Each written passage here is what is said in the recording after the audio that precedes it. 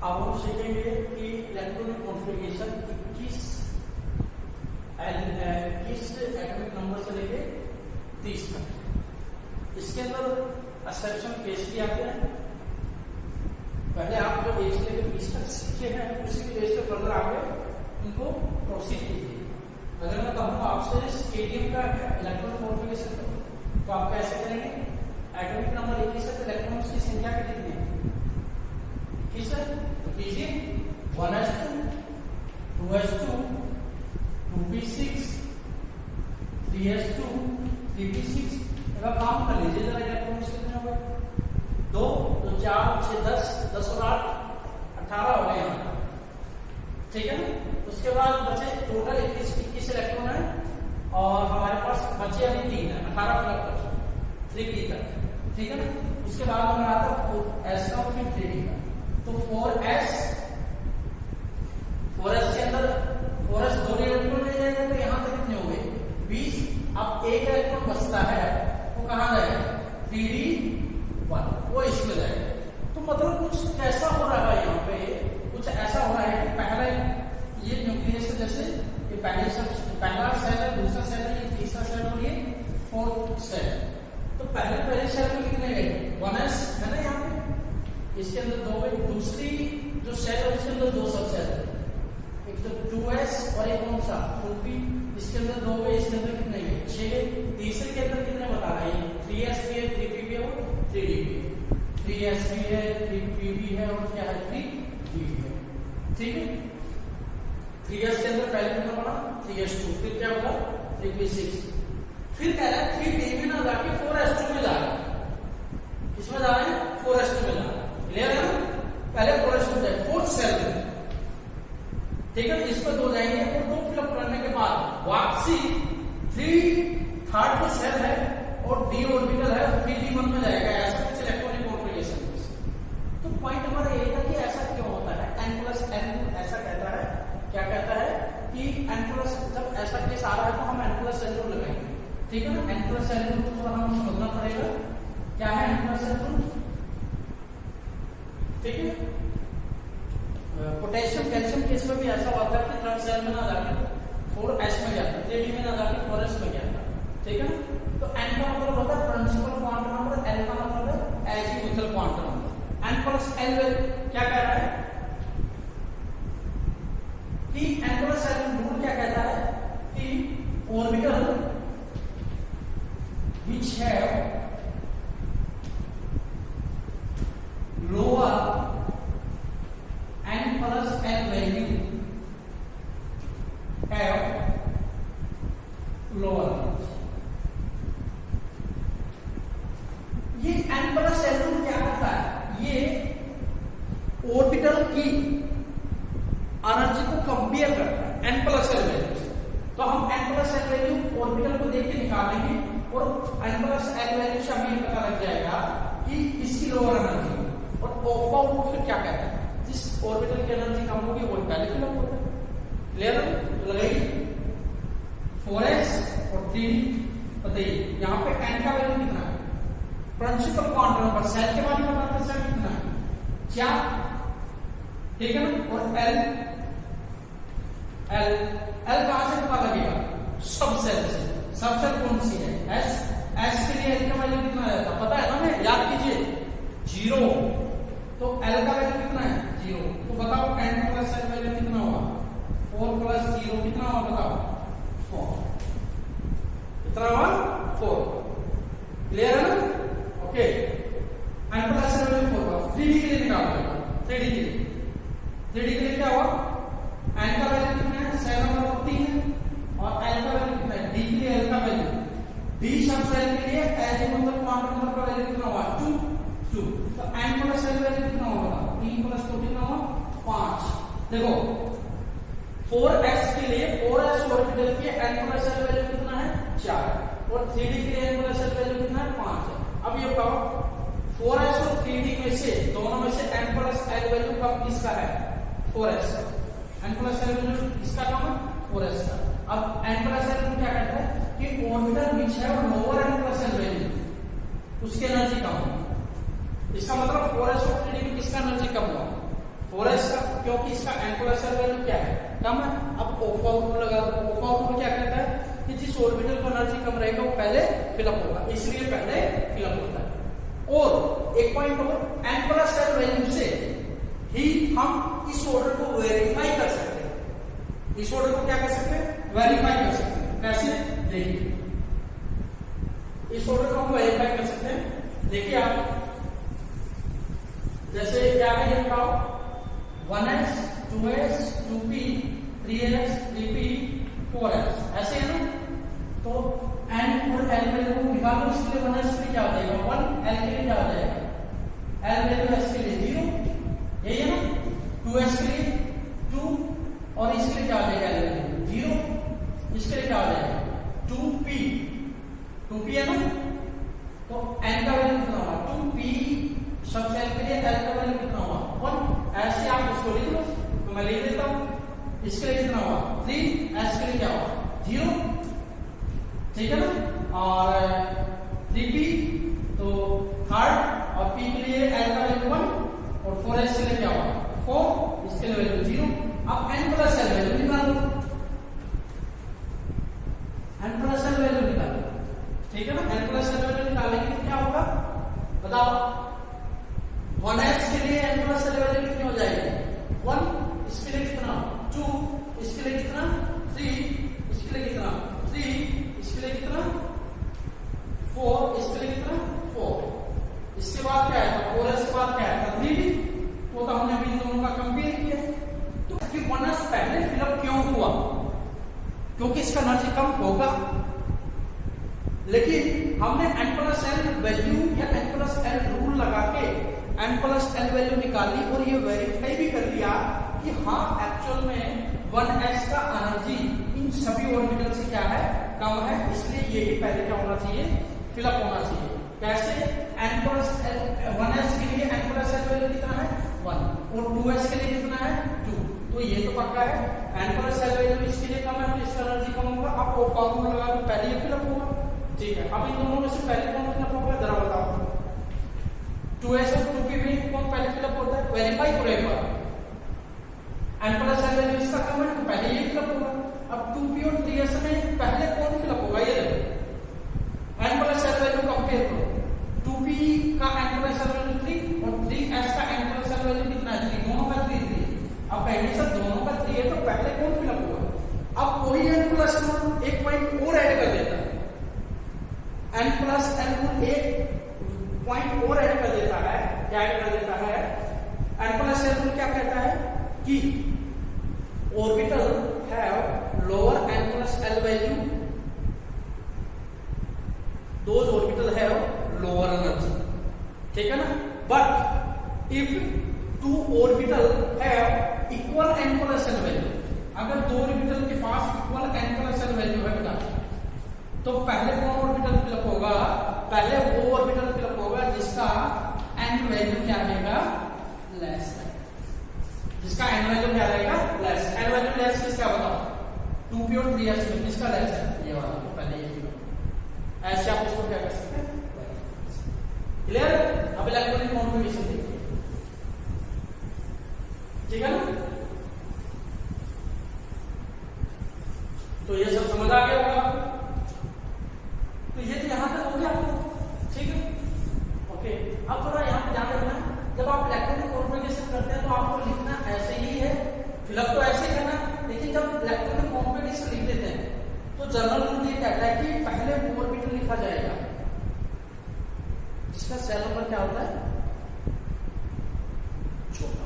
देखो फिलअप पहले कौन फिलअप हुआ 4s फिर 3d, लेकिन वेव क्राइटेरिया थोड़ा हमारा क्या हो जाएगा गलत हो जाएगा, क्योंकि जनरल रूल ये कहता है कि पहले ऑर्बिटल लिखा जाए, भर दो पहले उसके बाद लिखो 3d 1s 4s ऐसे, ये वेव क्राइटेरिया सही है। टाइटेनियम के लिए आप करोगे, वैनेडियम के लिए आप करोगे, क्रोमियम के लिए करके बताओ जरा क्या होगा। 24 है ना, 1s2 2s2 2p6 3s2 3p6 कितने हो गए 2 2 4 और 6 10 10 और 8 18, यही है ना, 18 बच गए 6 बच गया, तो 2 इलेक्ट्रॉन तो किसमें चले जाएंगे 4s2 में, बचे 4। अब 3D में 4 आ जाएगा, इसमें आ जाएगा 3D में 4 आ जाएगा। अगर मैं इसको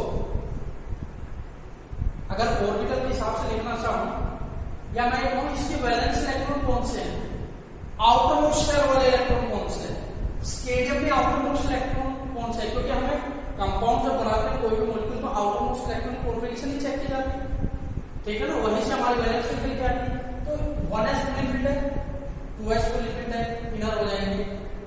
तो 3s2 3p ये भी पूरा फिल्ड है, ये अनफिल्ड है, ये तो आउटरमोस्ट है, 3p अनफिल्ड है, ये आउटरमोस्ट इलेक्ट्रॉन कॉन्फ़िगरेशन याद रखना। तो ये outermost electron configuration, outermost electron configuration को आपको याद रखना। लिखते समय कैसे लिखते हैं 3d4 4s, लेकिन बेटा ये एक्चुअली में क्या होता है गलत। क्यों? यहाँ पे केस लग जाता है, कैसे लिखे जाते हो 5 आ जाएंगे यहाँ पे, 1 2 3 4, ठीक है, और एक कितना हो 2, ये तो 3d है और ये क्या है 4s, इसमें 4 है, इसमें 2 होना तो ये चाहिए, लेकिन ये ना हो कि एक्चुअली में कौन सा होता है 3d5 4s 1 केस होता है, ये होता है। कैसे देखो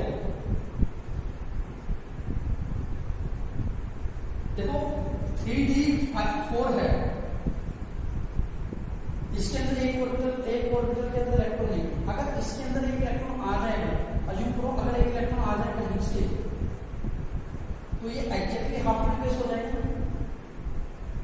और किसी भी एटम के पास अगर orbital exactly half filled case है तो वो एटम स्टेबल माना जाता है।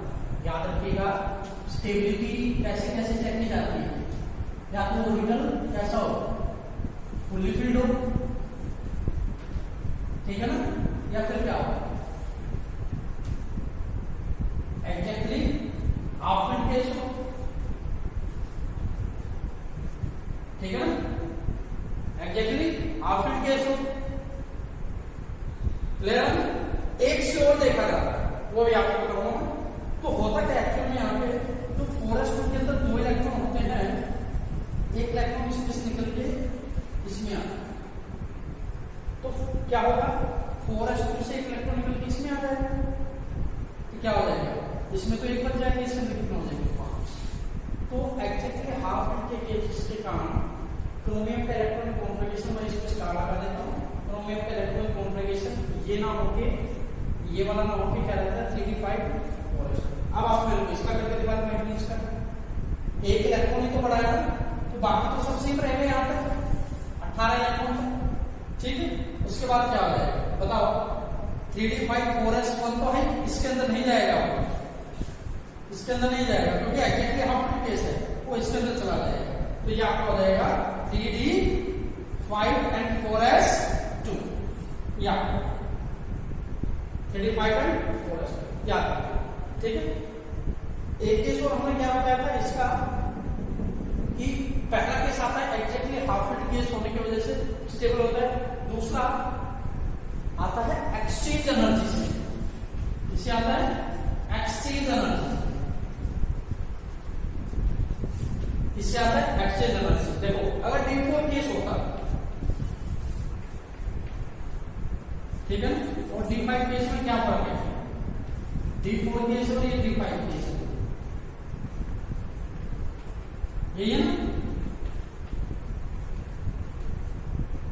पहले इनिशियली क्या था D4 केस, तो D4 केस में क्या होता है एक्सचेंज एनर्जी का मतलब क्या है, देखो ये वाला इलेक्ट्रॉन इसके साथ एक्सचेंज पॉसिबल है, इसके साथ एक्सचेंज पॉसिबल, इसके साथ, मतलब जो पहला इलेक्ट्रॉन है D4 केस में पहला इलेक्ट्रॉन जो है वो कितने एक्सचेंज कर सकता है मैक्सिमम 3, इसके साथ 3 कर सकता है, ठीक है। दूसरा इलेक्ट्रॉन कैसे कैसे कर सकता है, इसके साथ भी और इसके साथ तो ऑलरेडी इसमें हमने मान चुका, तो दो दूसरे वाला इलेक्ट्रॉन कितने पॉसिबल है 2 बार, और तीसरे वाला इलेक्ट्रॉन इन दोनों के साथ तो पहले मेंशन कर चुके हैं, तीसरे वाला किसके साथ, इसके साथ एक थर्ड इलेक्ट्रॉन, अच्छा फोर्थ इलेक्ट्रॉन इन सभी के साथ हम केस देख चुके हैं, तो फोर्थ इलेक्ट्रॉन के लिए क्या हो जाएगा 0।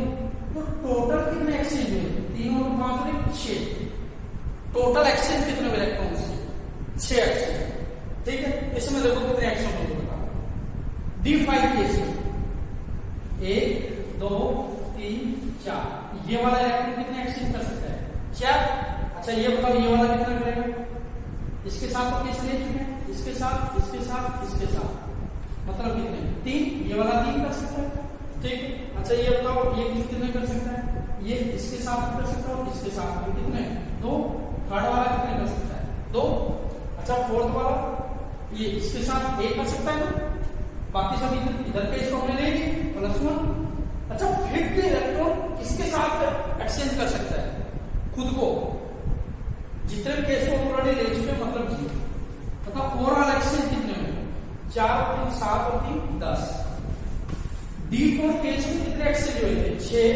और D5 केस में कितने एक्सचेंज हो रहे हैं? 10।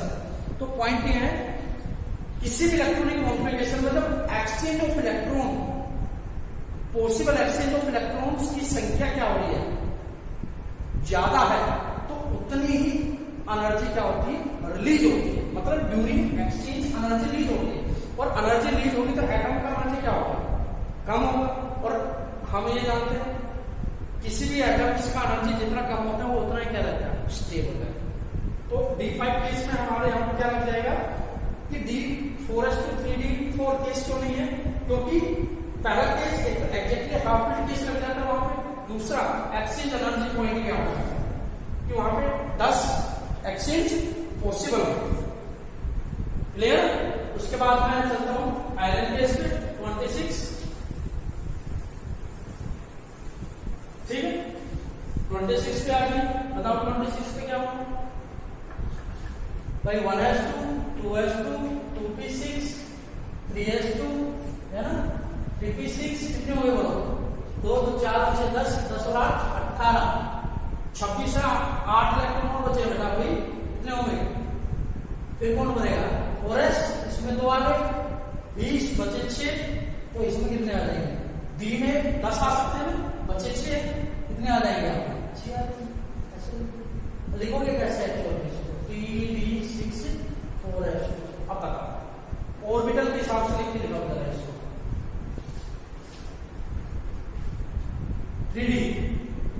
3d और ये 4s 6 है ना, 1 यहीं पे भरोगे क्या?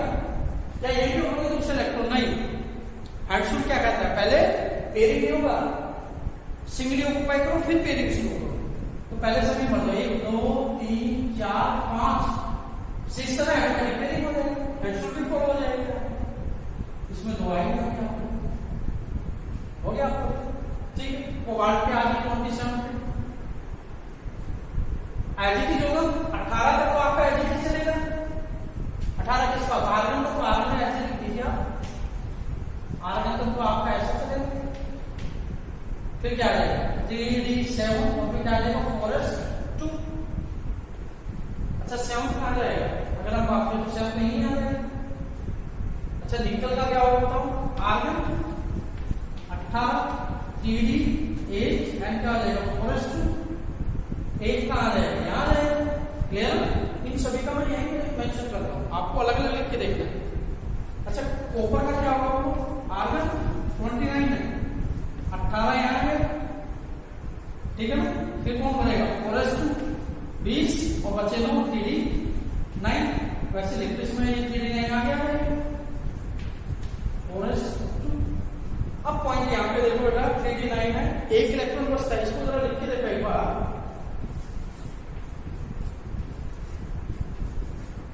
4s3 1 2 3 4 5 6 7 8 9 ये है वो यहां पे। देखो जरा यहाँ पे क्या हुआ? एक इलेक्ट्रॉन कम था ना, तो हमने 4s से मंगवा लिया था यहाँ पे, एक्जेक्टली आपका केस हो गया था। अब देखो सोचो ऐसे, अगर 4s से कोई इलेक्ट्रॉन इसके अंदर आ जाए, एक्जेक्टली क्या हो जाएगा? Fully filled. और एक्जेक्टली फुली फिल्ड या एक्जेक्टली हाफ फिल्ड केस दोनों क्या माने जाते हैं? स्टेबल माने जाते हैं। इसलिए इसका ये वाला इलेक्ट्रॉन कॉन्फ़िगरेशन होके 4s2 से एक इलेक्ट्रॉन इसके अंदर आ जाएगा, तो क्या आ जाएगा? 3d10 एंड 4s1 ये हो जाएगा। रीजन क्या आपको याद रखना है? Due to fully filled D हो गया। कौन सा? 3d हो। इसका अलावा जी का क्या हो भाई, ऑलरेडी क्या हो चुका है, R1 18, 3D10, 4S1 दो ले सकता है, एक और आ रहा है तो इसमें से बात है ये। तो करना क्या है आपको, 1 से लेकर 30 तक आपको अच्छे से क्या होना चाहिए, समझ आना चाहिए। साथ में जो 4 रूल है वो आपको क्या आना चाहिए, समझ।